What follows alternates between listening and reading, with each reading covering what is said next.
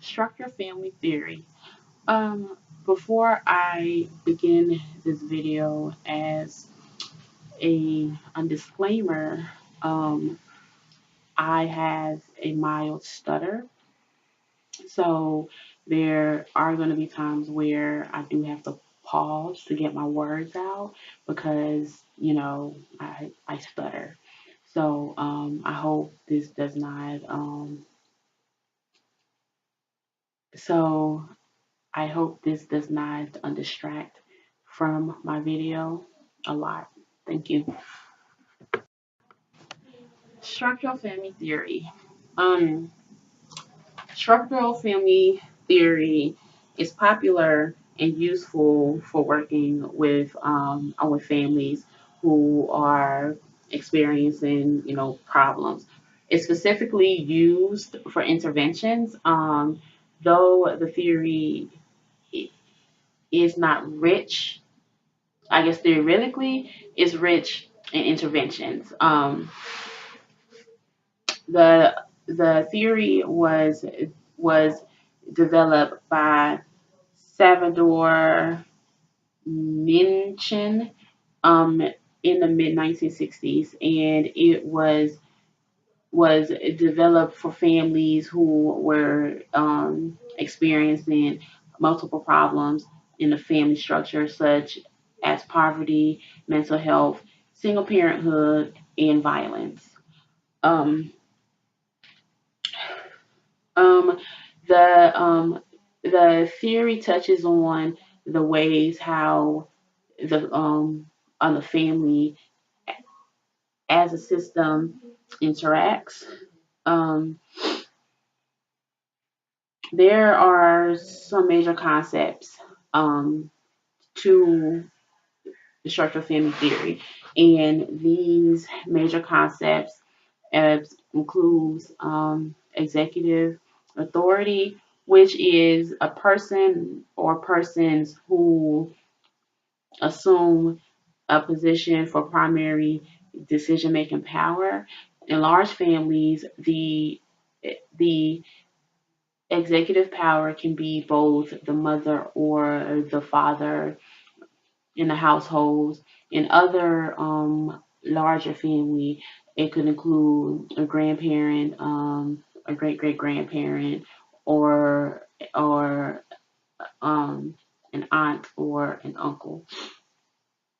The other concept is the concept of subsystems. Subsystems include parents, the adult members in the family, nuclear versus extended family members, siblings, and other adult and children alliances. And these alliances can become problematic. One example of that is a parent child subsystem where one parent uses a child to avoid interacting with the other parent. The other concept to structural family theory are boundaries, and these are the physical and emotional separateness of each member in order to ensure effective functioning. There are two kinds of boundaries. One of them is the internal boundary, which are barriers that regulate the amounts of contact each family members and subsystems are expected to have with each other. For example, each family member in the household is entitled to their own bedrooms. So once you go to your bedroom and close the door, that's your boundary right there. Another boundary is the external boundary, which is separations of the family unit outside of the system, as a community or a group. And these boundaries can include religious practices, child rearing practices, and also the concept of keeping the family business in the family and not taking it out there. Those are the external boundaries, keeping the family, business here and not taking it out to everybody else to know what's going on in the family systems. And then that's where rules come into place. Rules are behaviors and responsibilities to which each family members are expected to adhere to. Usually, the executive authority has primary response for rules on development, but sometimes other members can participate in these rules as well. Rules can include curfew,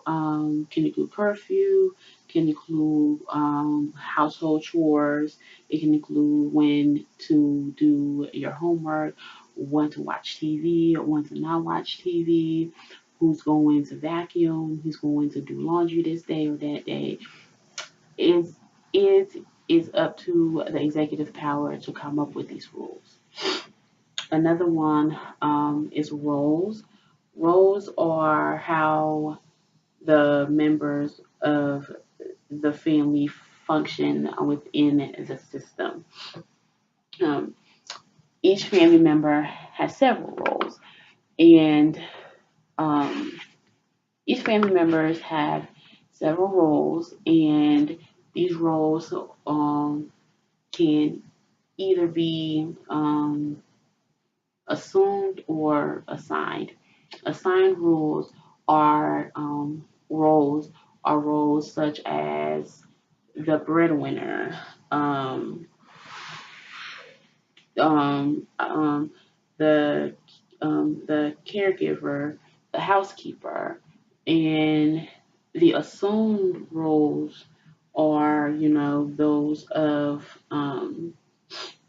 the hero in the family. I'm the one who, when stuff is going wrong, all the family members go to for comfort and support. And then there is a scapegoat who, when something does go wrong, they are blamed for what's going wrong. And the roles can change as the family system grows and develop.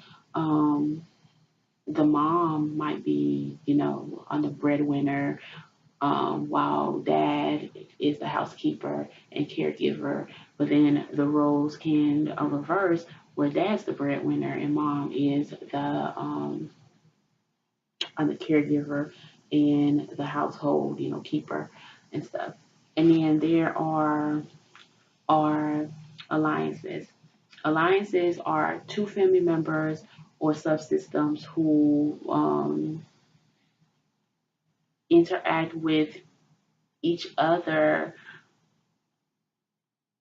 cooperatively. And when they are positive, they contribute to the overall well being of the family. When they are negative, they bring problems to the family. And one form of a negative alliance is when two siblings gang up on another sibling, and make that person feel like they're alone and isolate them. Another one,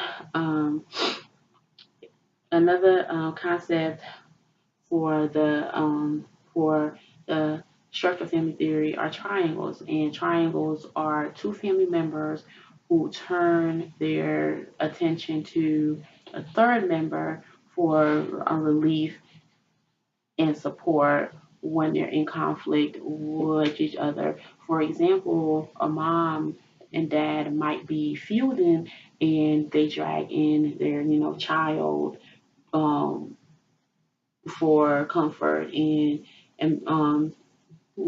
and basically a try to get that child um on their side. Okay. Um, and lastly, I will talk about flexibility, which is when all members frequently need to adjust the structure to accommodate, all predictable and unpredictable changes within their lives. For um, for example, um, the family consists of of four people: mom, dad, child, and two children. Well, mom gets pregnant, and now and there's a fifth child, and now those the rules in that family system has changed, and the members of that family system needs to be ready to accept that and to be flexible with that change. So now after we have the major concepts, there is the role of the social worker in structural family theory. The role of the social worker is one of taking charge from the beginning of the therapy session. The social worker takes charge of the session and to implement her rules.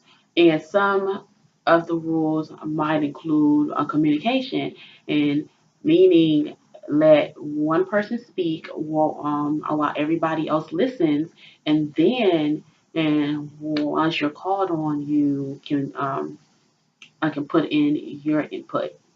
Uh, um, the the social worker is supposed to make the effort to connect each family member and to promote family competence and and also she or he is to lead the family in processing on their issues and coming up with a resolution. The therapy session then begins with a quick icebreaker and a brief description of the problem.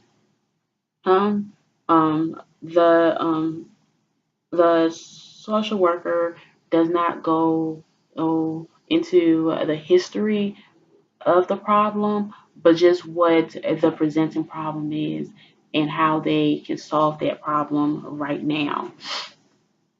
So she, starts off the session with an icebreaker, kind of in like a conversational tone, and just let each member talk about what they feel like is the problem within the family, structure and the family system. Next, we have the intervention. Now, with the intervention, there are several interventions that the social worker can implement for the role play that I will do in this on this video. The two interventions that I used was teaching stress management skills and communications training with a client. With um, with teaching test management skills, that intervention basically are for parents or families who who are going through stressful situations, such as poverty, single parent households, and just and just the everyday stress of life.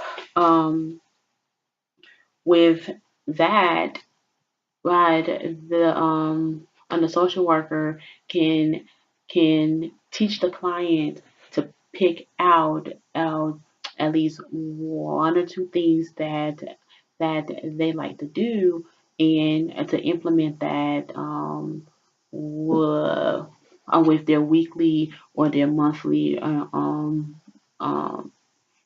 routine.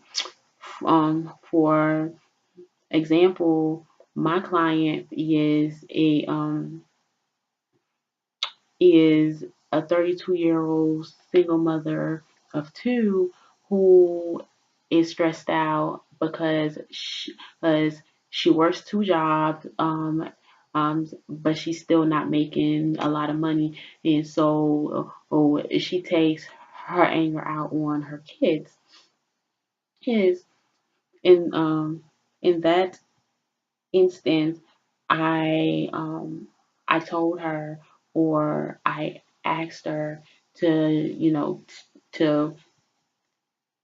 to take some time to herself, basically by dropping her kids off to the babysitter and spending 1 2 hours, by herself, sleeping, cleaning up, going out with friends, or just something to get her mind of her everyday stress.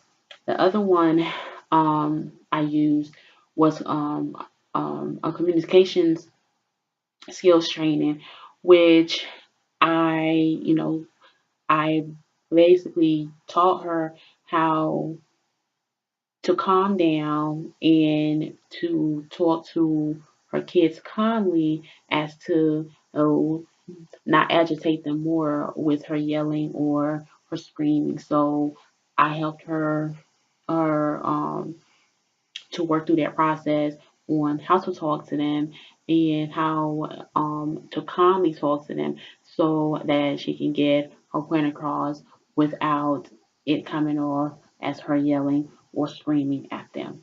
So I'm going to go ahead and play my role play video right now, and I hope you like it.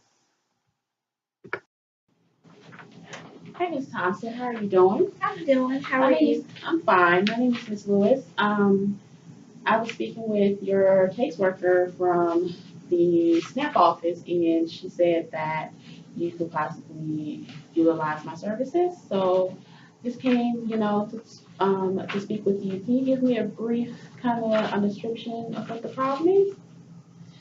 Well, I live by myself. Well, um, I'm the only adult. I'm a single mom, Mm-hmm. and I have two boys, and they're 5 and 7. Okay.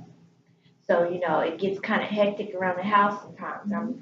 I'm working two jobs, and it just seems like I'm overwhelmed. Okay. So sometimes I get stressed out, and a lot of times it has something to do with work, what's going on at work. And Can you tell me a little bit more about what's going on at work that's causing you I'm just stressed out? tired. Like I work 12-hour shifts on my first job, and then my part-time job, I work 4 hours every other day. Okay. And so I'm stressed because of being tired. Okay. And when I get home, I barely have time to cook and help the boys with their homework, and they're always fighting with each other. And I just don't have the energy to, handle all that stuff. And sometimes I just feel like giving up. I just, it's just so hard.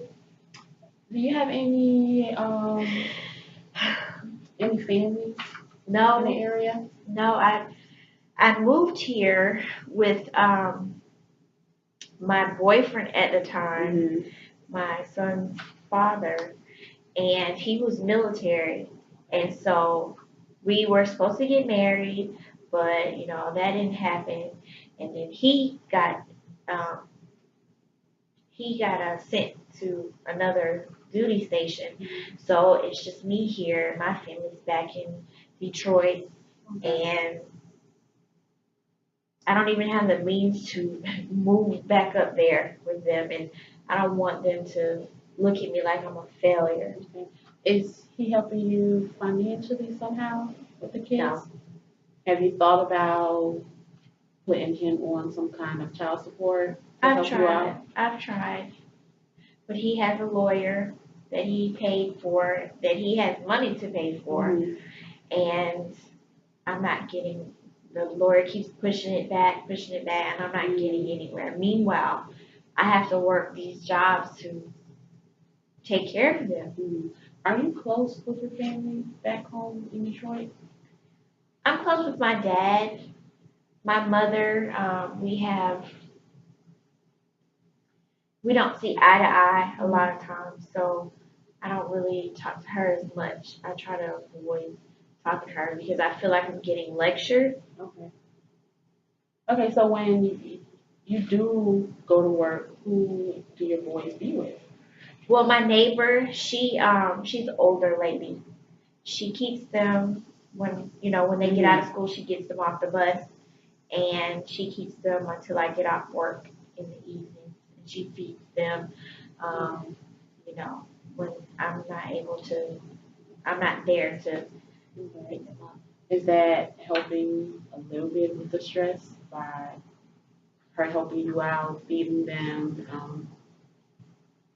Sometimes, I mean, yes and no, because um, without her, I don't know what I would do. Mhm. But things just aren't meeting. Mhm. I don't want to be on the food stamps because I don't like that. Mhm. But I'm working two jobs and I still don't have enough money to buy my kids things. Mhm. Like I'm not getting any help from my ex boyfriend with the kids, and I don't even buy anything for myself. Every single dollar that I get from work goes towards bills and the kids. I don't even remember the last time I've done anything for me. Well, I guess what I'm hearing is that you know, that you love your kids and that, you're working very hard for them, but sometimes you just need to wind down, by yourself and just kind of, and just relax by yourself. Have you done something like that? Like taking them to on a babysitter and just taking, 2 hours to yourself or like an hour to yourself? Or is it She, just work, work, work, work, work? it's just work because she's doing me a favor by watching them anyway while I'm at work.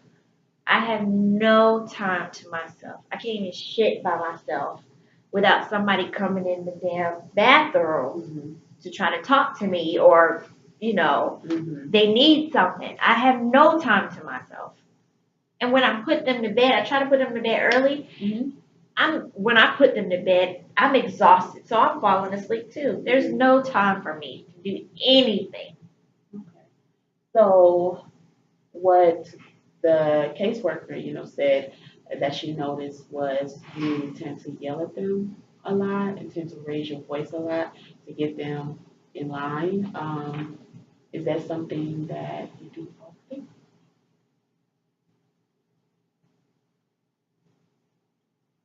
I just want my kids to listen, Mhm. and sometimes they can be hard headed. I only want to tell them to do stuff one time. Mhm. I mean, I raise my voice sometimes, yes. I mean, if they're not listening, they need to know that it's not okay. So, yes, I do sometimes raise my voice. Well, what I think we should do is just come up with, I guess, different ways for you to help manage your stress. What do you like to do in your downtime? When you do have down, some downtime? 10 minutes, 30 minutes, I mean, what do you like to do? If I had downtime, If you were to have downtime, I'd probably sleep more okay. because I'm tired as hell. So what I think we should do is at least on the day that you don't have to go to on your part time, could you leave the kids longer at the babysitters and you just come home and relax, and be by yourself for at least 2, 3 hours or even 1 hour, I mean, just to, sleep and relax and get the house back in order and do what you have to do before they come in. I can try to talk to her and see if she can Okay. keep them that extra. Because it seems to me like she's your support system here while you're, here by yourself. So I think, she might be okay with keeping them for at least an hour more or 2 hours more while Yeah. you There was a couple of times that she um, had her grandkids over, so she wanted them to spend the night. And I went to with my friend. Um, we went to the movies and we went out. It was a lot of fun. My Okay. friend, I mean, I talked to her Yeah. a lot. That's my like we talk on the phone more because that's pretty much the only thing that I can do when I can multitask while I'm cooking and stuff. So I do have a close friend here that I talk to. Okay, so I think what can be a task assignment is basically at least once a month you try to go out with your friend and you ask the babysitter to keep them, for the night or just 2, 3 hours while y'all go out and and have fun and stuff. And then another thing I would like for you to try is communications. You know, being more vocal but not yelling. And just talking to them and just letting them know that you need them to do this, this, and this, but not by raising your voice and see how that works out. Maybe that would, help them to calm down and to know, mom's tired, mom needs for us to calm down and do what we have to do. So that way there's not, a bunch of back and forth. I'm pretty sure that when you yell at them, they, are, they're doing more and they're probably, probably fighting more and yelling more because you're yelling at them. So I think we should go ahead and try those two strategies, and if they work out in about 2 weeks, you come back and just tell me how those interventions, helped you, and possibly see if we should add more to these two interventions. Is that okay? That's fine. Okay. Well, it was nice meeting you. Nice meeting you too. I'll see you in 2 weeks. All righty. Lastly, one disadvantage of structural family theory is that basically we are putting the family structure in a bubble, to say the least, meaning we are telling families how they are supposed to function. You know, different families have different ways of functioning. For example, my family, I am a Liberian immigrant, and in my family, um, and the young women are supposed to stay home until they are married. You know, in some family structures, that might not be the case. In some family structure, by the age of 18, a young woman should, have moved out, had a job, or something like that. So I feel like that's one disadvantage of a family a structural theory. And then also the theory focuses on how the family should function and not the emotional, system of the family. Um, you know, their